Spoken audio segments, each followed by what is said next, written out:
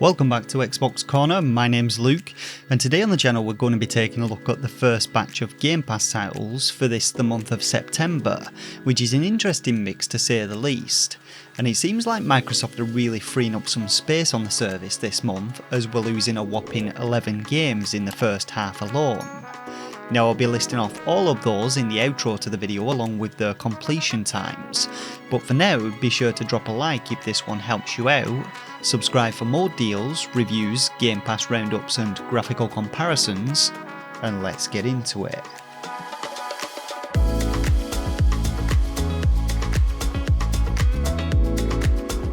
So we're kicking things off with a reminder in case you missed it, but Grid Legends joined EA Play's lineup of races on the 1st of September, and this is one which I reviewed on release and had a great time playing. As being more of an arcadey racer, it was definitely my cup of tea.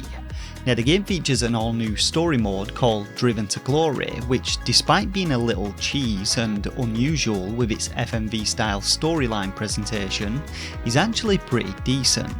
But if you played the previous Grid game, this one is definitely an improvement. It has some fantastic visuals, a great selection of cars and race types to choose from, and online multiplayer which you can actually drop in and out of even if a race has already begun.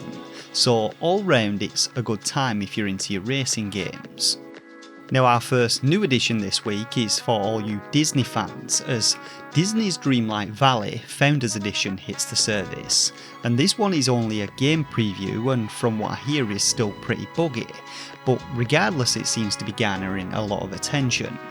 Advertised as a life sim adventure game, from what I can tell it's kind of along the same lines as Stardew Valley and Animal Crossing, in that you'll be completing quests, gathering materials and crafting your very own neighbourhood, which you can then populate with your favourite Disney characters. Other features include fishing and gardening, as well as a storyline to follow, which sees you trying to free the Dream Castle from evil dark forces known as the Forgetting. And through this you'll unlock new realms and new characters which you can then invite back to your town. So if you're looking for a new casual adventure game to chill with, love Disney and don't mind the bugs, this might be one worth checking out.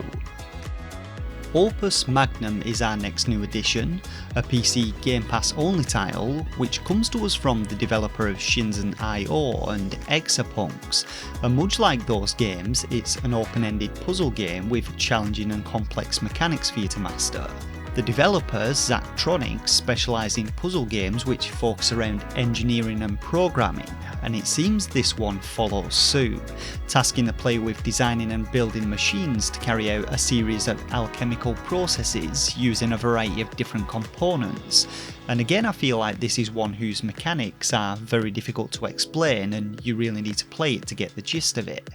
As with their other games though, Opus Magnum has received overwhelmingly positive reviews on Steam, with people praising the clever puzzle design and challenging gameplay, and if you're looking for a bit of a brain workout I'd say it's definitely worth a look at, and I really hope that these games make the way to consoles at some point in the future, as I'm a big fan of puzzle games and would love to give them a try. So the departure of Train Sim World 2 from Game Pass was definitely met with sadness from the locomotive community, but calling at all stations, and by that I mean consoles and PCs, Train Sim World 3 arrives, packed with all new features and an entourage of sleek and sexy trains to get any Network Rail fan foaming at the mouth. Whether you're a fan of classic British steam trains or the high-speed bullets are more your bag, Train Sim World 3 has you covered, with everything from haulers to passenger trains for you to take on trips around all corners of the globe. There's also a new extreme weather system for you to enjoy, which not only adds a new layer of immersion, but also some additional challenge as you learn to drive defensively and stay in control. And if you were a bit miffed at losing your collection of Train Sim World 2 content, you needn't worry, as all of it is still available in this new iteration, so strap on in and get chugging. Another new addition to the PC Game Pass lineup this week is the massive scale real-time strategy game Ashes of the Singularity Escalation, a title which definitely looks set to appease StarCraft fans with its futuristic setting and ridiculously huge battles featuring thousands of troops and literal armies for you to control. Taking place across multiple worlds and several single-player campaigns, the game's story mode sees you battling against the Substrate, an advanced and hostile civilization looking to wipe humanity from existence, and so it falls to you as an upcoming member of the post-human coalition to stop them. But they aren't the only threat you'll face, as at the same time renegade bands of humans are also trying to lay claim to their own worlds. Strategic decisions though are key to success with this one. You'll be making important decisions on where to deploy your troops, what technologies to research and construct, and managing your economy to ensure you have a steady flow of cash to fund your war campaign. And all in all, it looks to be an awesome RTS to get stuck into. So if you're a fan of the genre, I highly recommend checking it out. One for the kids next then, as we have another outright games title, in the form of DC League Super Pets: The Adventures of Krypto and Ace. Now much like their other games, this one keeps things simple and is essentially an on-rails shooter set amongst the world of Super Pets, and its storyline sees you playing as either Krypto or Ace, and battling against Lex Luthor, whose evil plot has him pet-napping Metropolis' population of strays. Soaring through the skies of the city though, you'll be utilising each Superdog's special abilities to blast your way through Luthor's army of Lexbots, rescuing and rehoming pets as you go, and all in all it looks like a fun little game to keep the little ones quiet for a few hours. However, it is only a single player game, so if you're looking for something with co-op, I recommend checking out the previously released Ben 10 Power Trip, or alternatively the Paw Patrol games. You Suck at Parking is not a slur on your driving ability, and is in fact the name of our next game, an extreme parking simulator which challenges both your driving skills and your ability to stop in your designated parking spot in as fast a time as possible. Kind of like a cross between Total Wipeout and Micro Machines though, the game sees you racing your way through over 100 wild levels of increasing difficulty, dodging your way past boxing gloves, crushers, explosive mines and magnets as you aim to be the first to reach the parking spot and take top spot on the online leaderboards. In addition to the single player, there's also an absolutely mental looking multiplayer mode for you to jump into with up to 7 other players, and according to the developer's description, this is only the beginning, as they plan to continually update the game with new vehicles, customization options and tracks, as well as a fully fledged level editor, so hopefully this will be one you can enjoy for many years to come.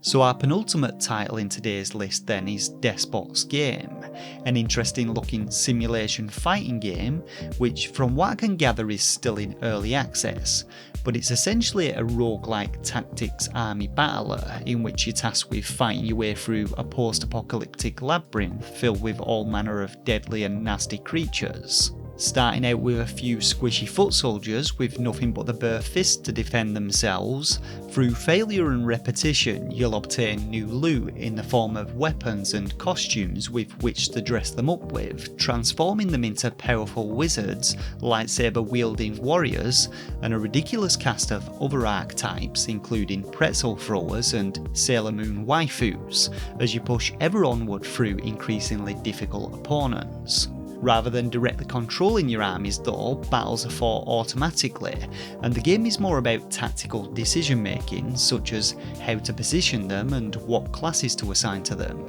so it looks to be a great one if you're looking for more of a casual play to get stuck into.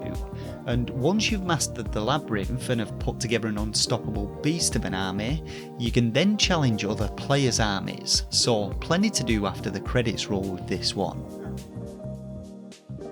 Rounding off today's list then we have Metal Hellsinger, a game in which metal music and fast-paced first-person shooting come together to form an unusual blend of rhythm game and FPS where shooting on the beat enhances your ability to kick ass and slay demons. With a storyline narrated by the legendary Troy Baker and an absolute beast of a soundtrack featuring vocals from metal icons such as System of a Down frontman Serj Tankian and Lamb of God's Randy Blythe, Metal Hellsinger looks like an absolute blast, and gameplay looks to be very much in the vein of games like Doom and Shadow Warrior, with plenty of high-octane action for you to enjoy as you fight your way through the eternal plains of hell on a mission to dethrone the Red Judge.